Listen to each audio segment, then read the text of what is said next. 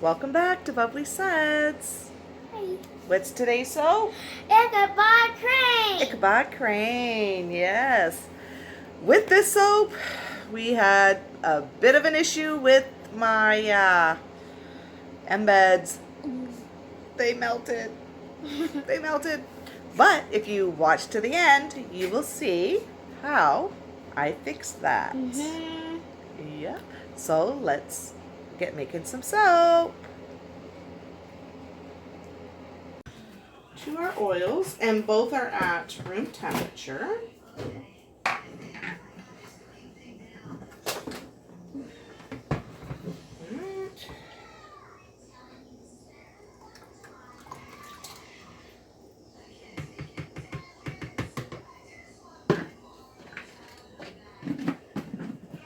Alright, we're just going to actually do it this way. Burp it.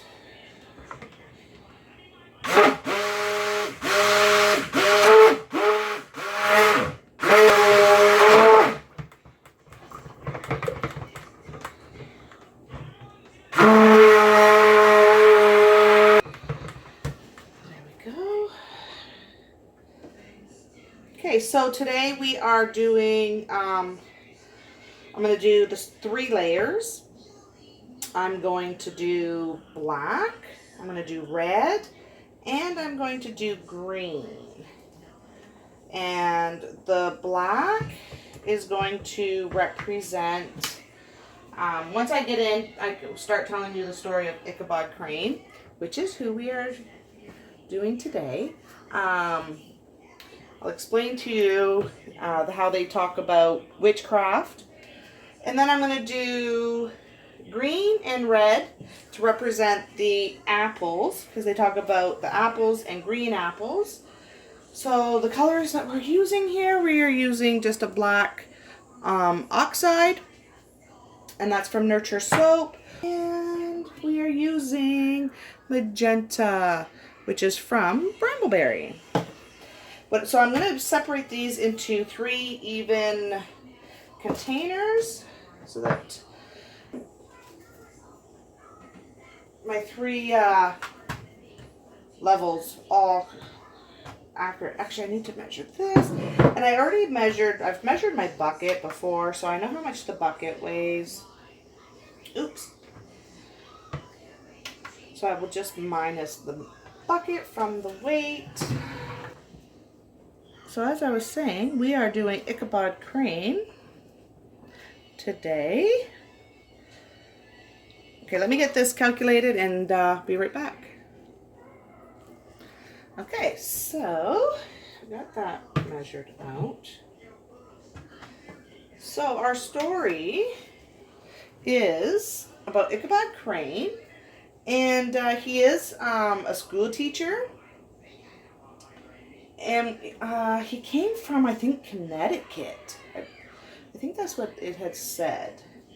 So he really was an outsider. And then what happened was he would like switch off every week as to where he would live. He would stay with the parents to the students. And that would cover his room and board and food.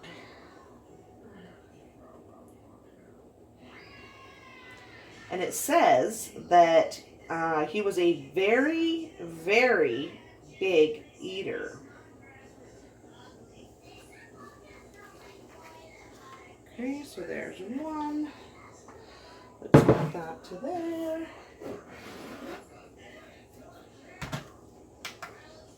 Do 1 more.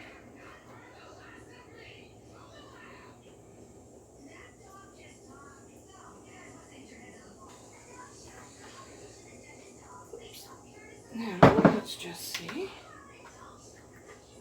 how much this weighs. Okay, let's go.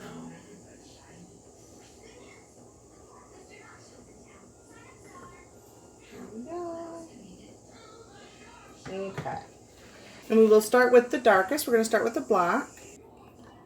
Okay, so I got the black mixed with some water because it is a pigment. Okay, so let's see. Let's add that.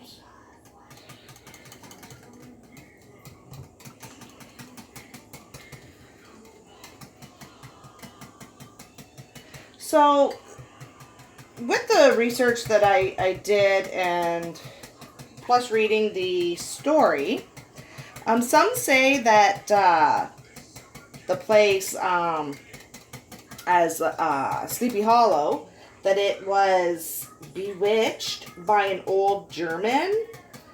They say that it's been cursed. What else? It was saying that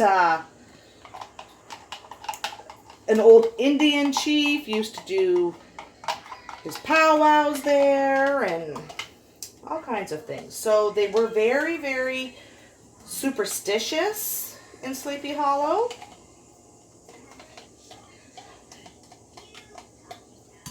Now, when it comes to Ichabod Crane,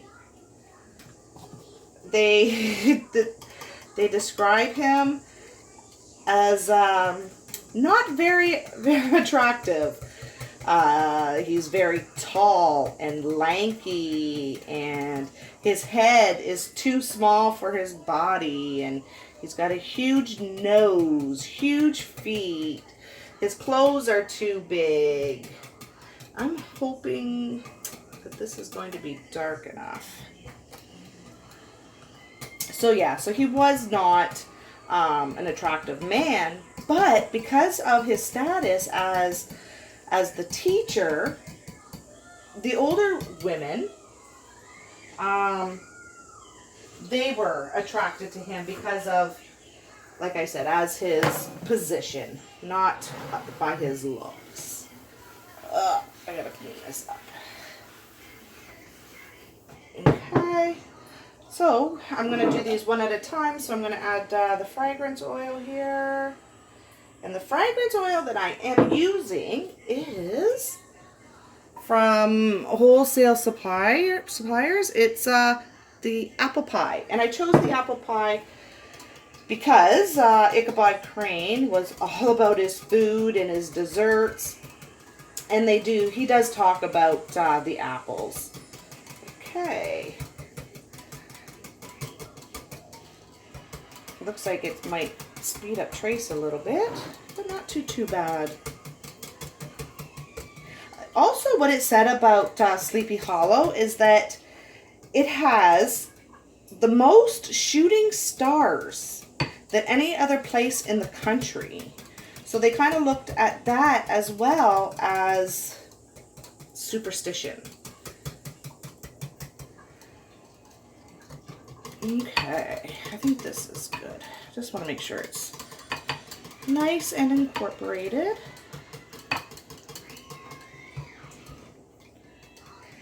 And then they said, like, if you go near the graveyard where the Headless Horseman is buried, and you go by the site, or even just the site of where he had died, you automatically start feeling as they put it, you become bewitched. You start seeing spirits, hearing spirits, things like that.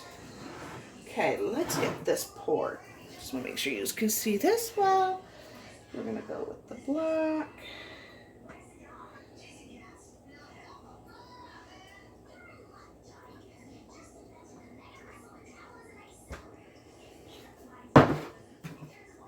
Oops. Okay, so I've got the black setting up. So now we will move on. I think we'll do green. Might as well do the green next. So, but he would teach the kids all day, and he wasn't too strict on them. But the reasoning for that is I think he wanted to be kind of like friends with these kids, because he would watch. He would assist So if he was staying at a farm, he would assist them with the lighter chores. Nothing too hard, nothing that would exert himself. He would get the small children to invite him over to their house if they had a pretty sister or a mom that was a good cook, because that's all he wanted to do was eat, eat, eat. So what I did was I changed the color of green, and I used the Kermit green mica from Brambleberry with a bit of the evergreen mica from Can Wax. Okay, so I'm just wondering if I should have did red, but I think red, black, and green. Maybe I'll do that. So hard to decide. Let me get this red mixed, and then we'll go from there. And then we will decide.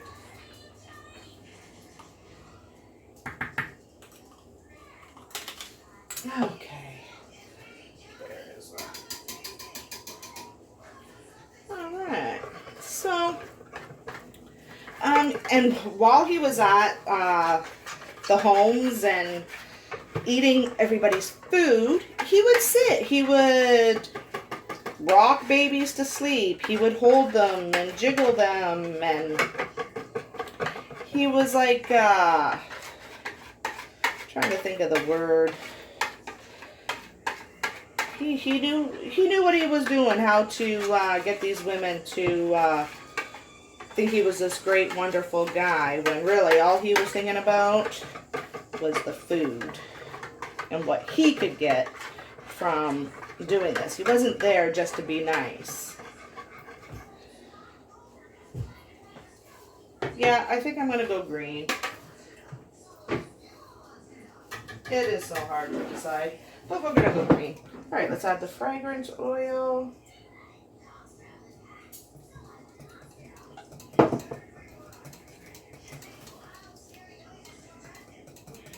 So, and the women, they enjoyed having him over because he was like the local gossiper. He would go from house to house and gossip about everybody. He told everybody's business.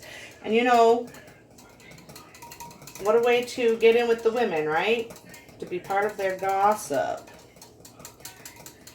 They were impressed by his book knowledge. You know, he seemed to be very knowledgeable. He would read witchcraft books to the women. They were so superstitious there, and he just kind of fit right in. Now, it didn't say that he practices witchcraft or anything, but, you know, it makes you just kind of wonder. You know, it is the 1700s, and what is he doing with witchcraft books, right? He was a strong believer in witchcraft. Okay. I don't really need this. It's pretty solid, but just to be safe.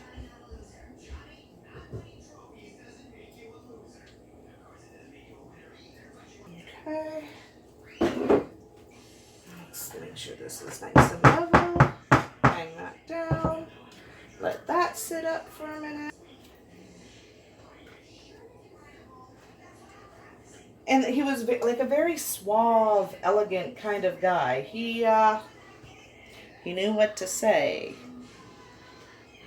But even though he believed in the witchcraft and he talked about it, he really was a very nervous guy. The moon, the shadows from the moon, the sounds, if he's walking at night, of the owls, if he heard birds fluttering, even if he was walking and all of a sudden a firefly would like, ching, he would, he'd get very scared. It would startle him. But he always acted as if he was brave and that these things didn't bother him. If he was walking in the night and say a beetle would like fly into him, he would think that witches had touched him and had gotten him and kind of like did some voodoo stuff on him. He would, during the winter time, he would sit with the older women. He would sit with the older women, talking about the witchcraft, and they would roast apples and talk about, oh my goodness, talk about like different things that they've seen or that they've experienced. The one thing that they did talk a lot about was the Headless Horseman.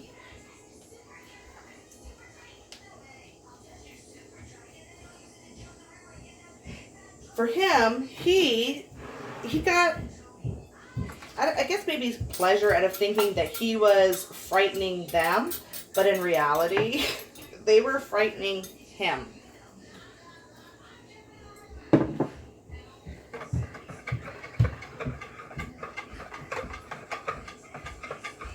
Because all it did was terrify him when he would have to walk home at night.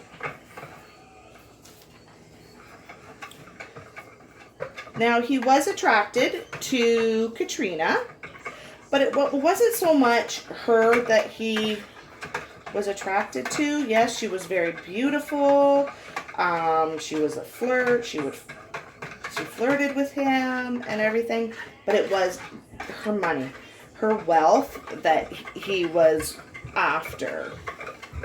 When he discovered how much money she had and was at her house, and he went there because they lived on a farm, and he would see the pigs, and he would just he would picture the pigs all roasted with apples in their mouths, and just everything that he looked at. If he saw the apple trees, he thought about apple pies. When he saw the peaches, peach pies and peach cobblers. And when he saw the chickens, he just imagined them all cooked and delicious and ready for him to eat. So at that point, his only concern was, how was he going to get Katrina to like him? Because remember, she's only 18 years old, and he's an older, unattractive man. Alright, sorry about that, but I was having some problems, and then I had to hurry up and get that red cord before it seized up on me. So, I am not putting any frosting on today's soap.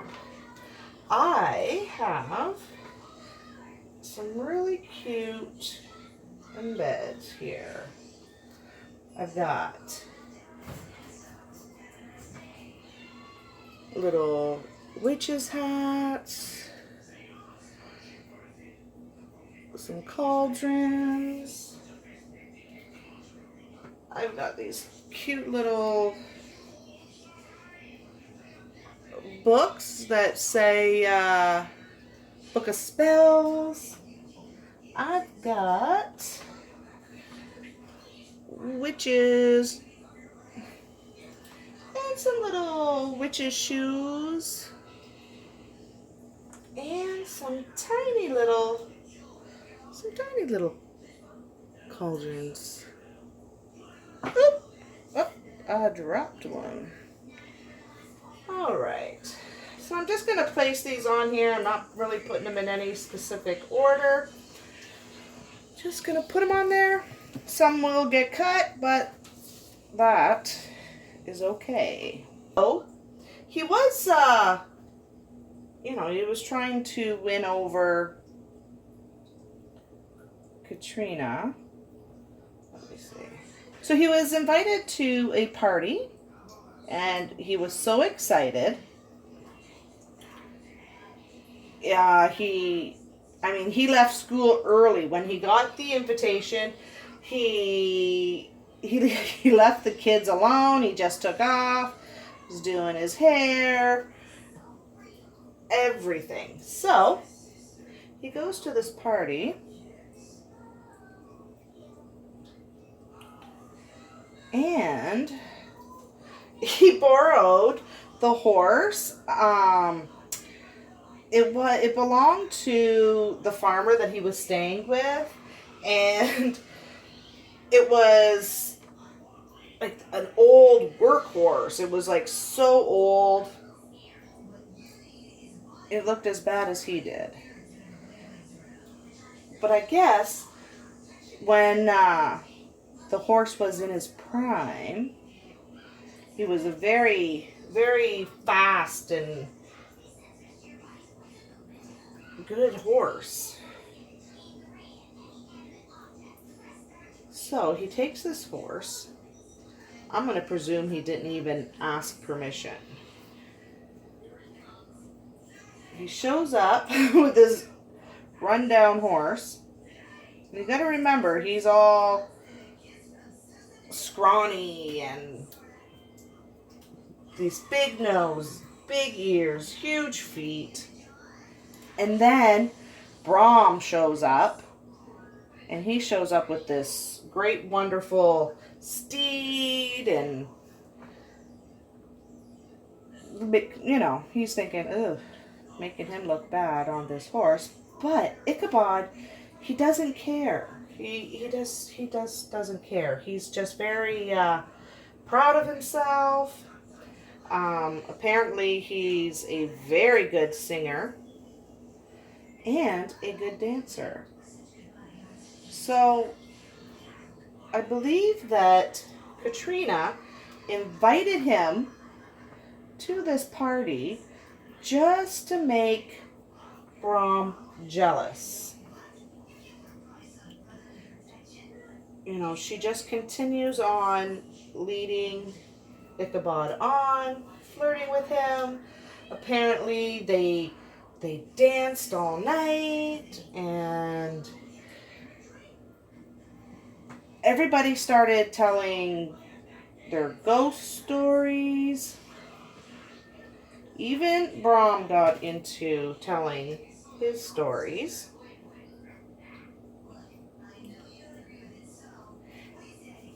Once they got to talking about the Headless Horseman, then that's when Brom, he talks about, everybody was telling their stories, and each person would tell a story, then the next person would try to make it seem like their story was better, and that they were this big hero in their story. And as everybody was telling these stories, Ichabod, he's just concerned about all the food. There was so many apple pies and peach pies, and it was a huge feast. Huge. As it got later in the night, Brom, he's sitting there and he's getting really jealous because Katrina is giving all her time to Ichabod. People started to leave the party. Ichabod, he decides he's going to stick around. He's not going to leave because he wants to talk with Katrina.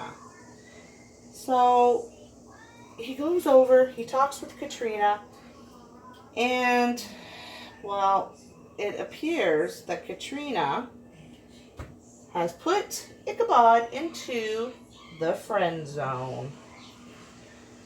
So, being all depressed and upset, Ichabod, he left the party.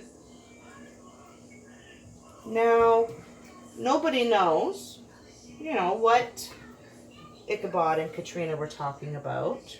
So it's not like Brom even knows that, it's really him that she wants. She was using Ichabod to make him jealous, maybe to help secure her position with him. I don't know. So, now it is the middle of the night when he left, depressed, and as he's on this old broken down horse, he starts to realize, wait a minute, I am out here in the middle of the night. It's it's close to Halloween, so you got to think all the leaves are on the ground. As the horse is walking, it's making all the noises. It's kind of a cloudy evening, so the clouds will cover up the stars, because that's the only light really back then that they would have. It's not like they had street lights back then. So the moonlight and the starlight, that's it for the light. So every now and then, the clouds would cover up any light that he had. As he was going along and he's starting to hear some noises, he realizes just exactly where he is. And that is at the spot where most people see the sightings of the Headless Horseman. So about 100 yards ahead of him was a swamp with a bridge. Now, he needs to pass this bridge. This was the test. If you could get across this bridge, rumor has it, if you were safe, that the Headless Horseman would disappear. Because even, Brahm's story, the Headless Horseman disappears. So he's on this horse, and he is trying to go as fast as he can to get over this bridge. But this old horse was not cooperating, and it would not go in the direction that he was trying to get it to go. All of a sudden, the horse would dart in the opposite direction, and it would just, I don't know, take off everywhere. And then all of a sudden, they get to the bridge, and the horse stopped right there at the bridge. And then Ichabod, he hears something, and he looks, and he sees the Headless Horseman. So his horse isn't cooperating, so he's just kind of at a trot. He's trotting along, and he looks, and the Headless Horseman, is right next to him. So then he's like, okay, let me try to hurry up and get over this bridge as fast as I can. So he gets the horse finally, and he gets it to go faster. Well, the Headless Horseman, he's going faster. The horse slows down, the Headless Horseman slows down. So then he makes it across the bridge, and he's thinking, I made it. I am safe. So he stops, and he turns around because he wants to watch the Headless Horseman disappear. Well, that is not what he saw, and that is not what happened. When he turned, what he saw was, because he saw the Headless Horseman, so he seen the rider had no head, and his head was sitting on his saddle. So when he turned and he looked, the Headless Horseman picked up his head off the saddle and started swinging it. And as he whipped it at him, well, it hit Ichabod right in the head. It knocked him off of his horse. He hit the ground, and he tumbled down. Now, during the time that he was trying to escape from the Headless Horseman, his saddle had fallen off the horse. The Headless Horseman trampled right over it. Now, that's where that part of Ichabod ends. So, all right, let me bring you in for a close-up, and we will be back in 18 hours to cut it. There we go. Okay, so it's been the 18 hours, and I had a bit of an issue. My melt and pour, my soap got too hot, and the melt and pour embeds melted. Show you really quick if you can see that. Melted. So, I mean, there's a couple things that I can do. I'm going to cut it. And at first I'm going to cut it and see if it can't be fixed, then I'm just going to take the very thin layer off the top.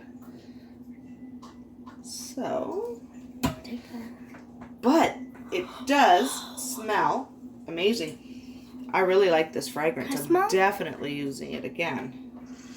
Oh. Apple pie. Definitely smells like apple pie. So good. Alright, so as you see, I decided to cut the tops off. Very thin layer. Just thin enough to cut it off. I had extra embeds left over, and I just glued them on. And if you're wondering, when I say I glued them on, I just melt and pour and brush it on, and look at that. Problem solved. All right, don't forget to hit that subscribe button down below, and don't forget the notification bell.